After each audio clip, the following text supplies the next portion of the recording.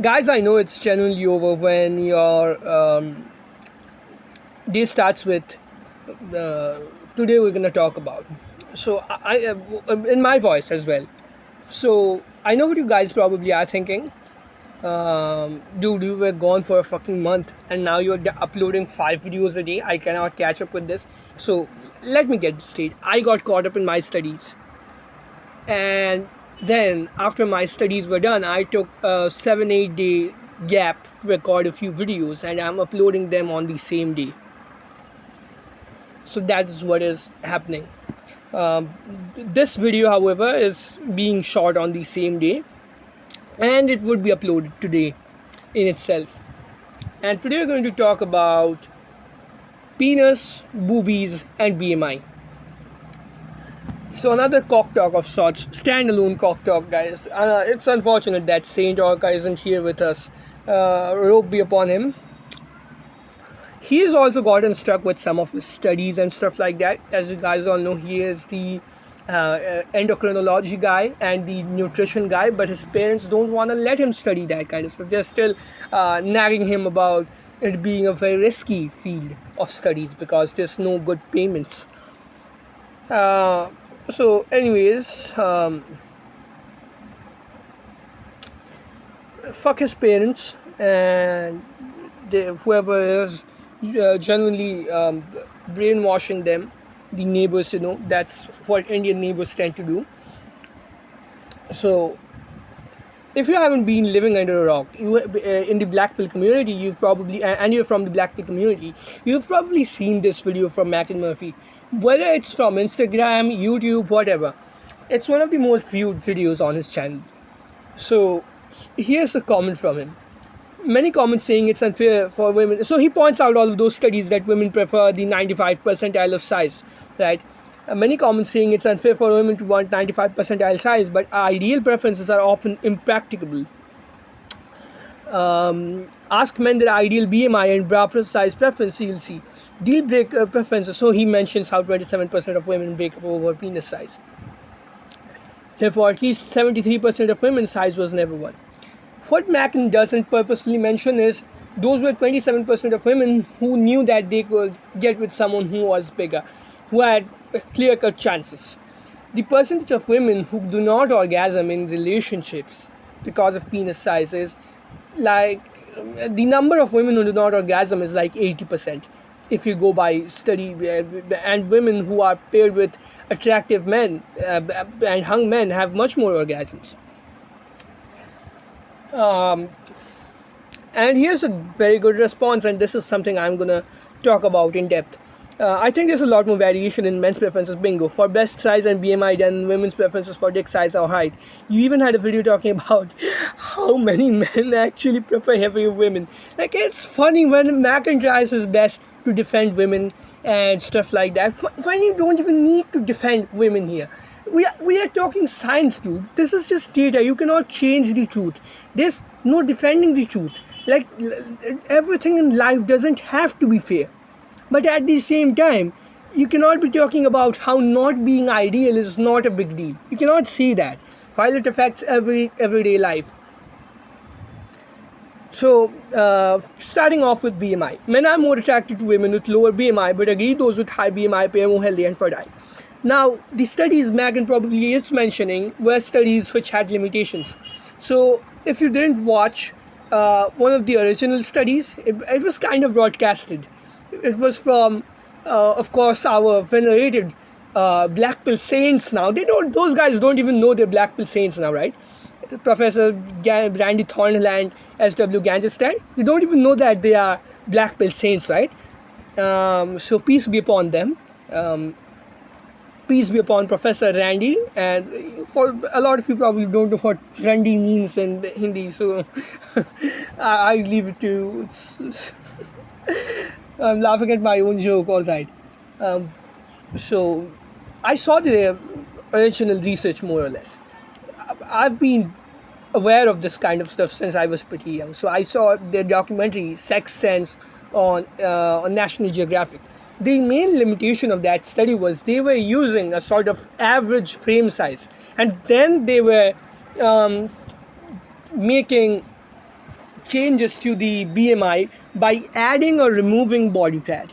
The problem with this is all women do not have the same body size, frame size. So a woman who has thick femurs, thick tibias, a very wide waist, a very wide and very wide hips, wide shoulders, thick neck, and a robust skull.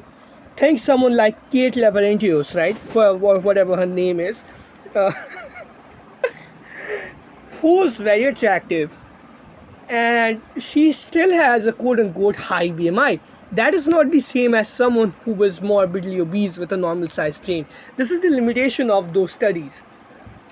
Some of these studies do have limitations, right? So, of course, men do not prefer women who are morbidly obese, but at the same time, women with normal BMIs, they appear healthy and fertile to men, though not necessarily the most attractive.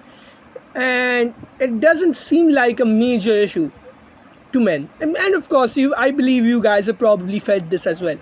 You might look at someone like Giselle Bundchen, you might look at someone like Bella Hadid and feel like, wow, she is attractive, she is great looking. But guess what? Their bodies don't exactly look fertile and healthy.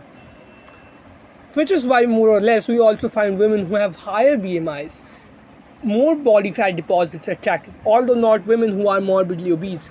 Now, about obesity, if you are not born with a monogenic disorder, which make you obese no matter what you do, the chances of which are lower than being hit by lightning. Yes, some people are of course born with factors which makes them more prone to gaining weight. But what's the percentage of people who are born with genetics that ensure that they would be obese no matter what? That's non-existent. That's a very small minority. If you are still extremely overweight, then you're probably making excuses. Then you are probably just speaking in the same leftist tone that every single other media outlet does. Men's expectations are not unrealistic. Now, moving on to boobie sizes. Oh, by the way, larger penis has an equivalent effect on male attractiveness to women as greater height. What is the effect of height on men's attractiveness? This is a chart on how much money a man has to make depending on what height he is. So if a man is 5'10", he has to make 24 grand more. If a man is 5'8", he has to make 138 grand more. 5'6", 175. 5'4", 221. 5'2", 269 grand. And, well, it's basically over after that. It's basically over after that point of time. So that is the effect of penis size on your life. Megan conveniently does not mention those studies of women who have cheated because their partner has a smaller penis than they like. Women who have never orgasmed because their partner has a smaller penis than they want. And he is obviously overlooking data that doesn't fit his narrative. So, ideal cup size from 14 to 48.5% men is C cup. For B cup for 19.8% men. D cup for 18.8% men. Double D cup, I don't know what those guys were thinking, but yeah, A cup, I also don't know what these guys were thinking. Triple D cup, I don't know what these people were on. E cup, yeah, kind of makes sense. C cup is never mind. Double A, like, that sounds like a fucking battery. So what is the average best size? C cup is the average best size in the United States. United Kingdom, C cup. Colombia, B to C cups. Netherlands, B to C cups. Sweden, B to C cups. Canada, B to C cups. Poland, B to C cups. Finland, B to C cups. Bulgaria, B to C cups. Denmark, B to C. Turkey, B. New Zealand, B. Georgia, B. Australia, B. So most women are not extremely outside of what men consider attractive. The thing also is, this guy talked about 25% chance if a woman feels like she is settling for you in just about every way. What do you think of men's best size and BMI preferences? Well, here's what's the facts. Here's what the facts are. And you have to also consider that when men do not fit the ideal aesthetics, they are rated much harsher than men rate women who do not fit that quote unquote ideal, because the average man is rated like 3 out of 10 and the average woman is rated 5.5 out of 10. So that there's a massive difference if you do not fit the ideal on your life. The effect on your life would be very different. So headline.com, is there an ideal size? A survey of more than 2,000 people revealed that about 60% of men and 54% of women find average sized breasts most attractive. Here's a survey of 1,387 women on what penis size they find too small or too small. The average penis size erect is 5.16 inches.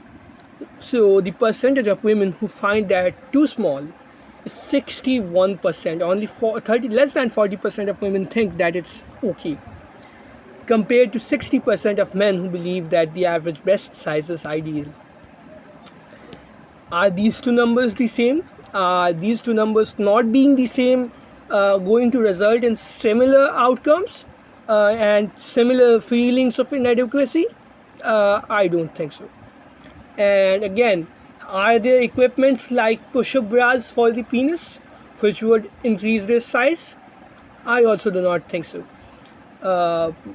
So I would see you guys in the next one, and up until then, know your place in life and act accordingly. And don't ever get up. Keep jerking, keep fapping, shoot out your cream, and subscribe to the fucking channel.